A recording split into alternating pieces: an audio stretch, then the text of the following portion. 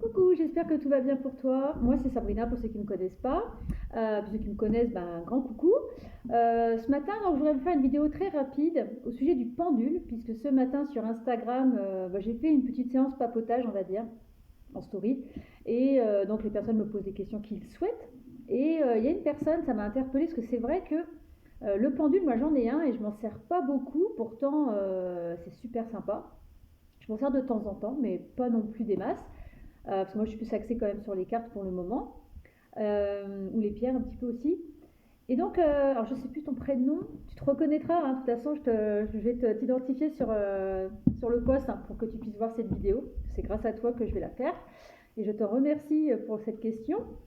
Donc on va parler un petit peu du pendule, mais vraiment les bases, on va dire, pour on va dire le charger ou le décharger, pour le nettoyer et pour faire une première utilisation avec.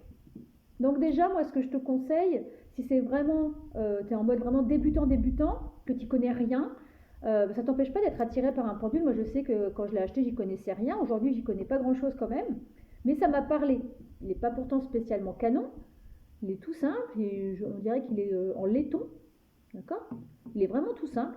Et ça fait 2 ou 3 ans que je dois l'avoir à peu près. Il est toujours dans une petite boîte. Quoique là, depuis quelques jours, je l'ai sorti, je l'ai mis avec mes pierres. Et puis bientôt, je vais avoir une petite fleur de vie. Je le mettrai certainement sur ma fleur de vie avec les pierres, etc.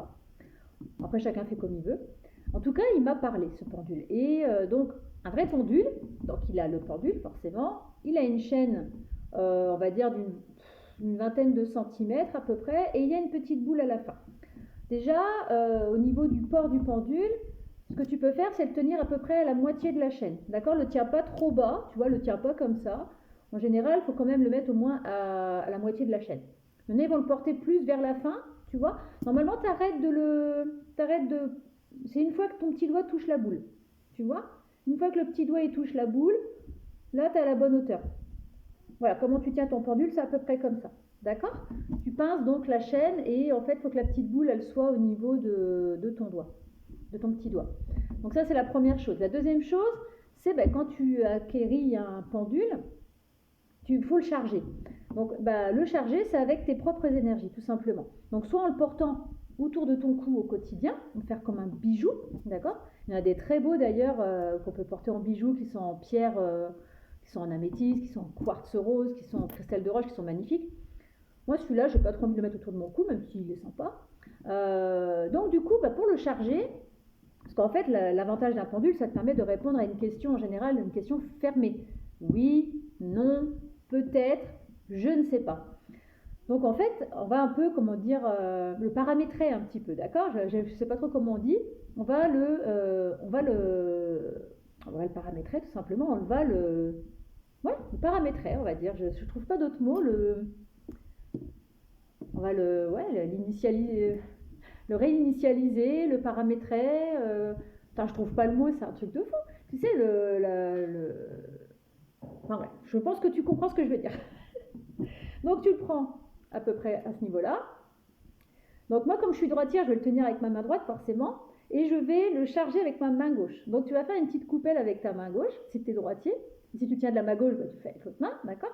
Donc moi, je le porte beaucoup dans la main droite, donc déjà, voilà. Et donc pour le charger, tu fais une coupelle comme ça, et dans un premier temps, on va lui demander de tourner de façon à donner la réponse oui. Donc on va lui demander oui, oui. Donc là, normalement, il tourne dans le sens des aiguilles d'une montre. Donc tu attends qu'il fasse bien des beaux ronds pour qu'il soit bien chargé. Du oui. Donc tu peux dire le oui à voix haute ou dans ta tête.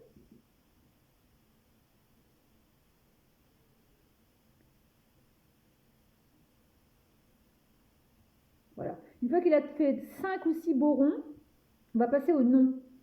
Non, non, non. Donc là, il va tourner dans le sens inverse normalement. Non, non, non, non.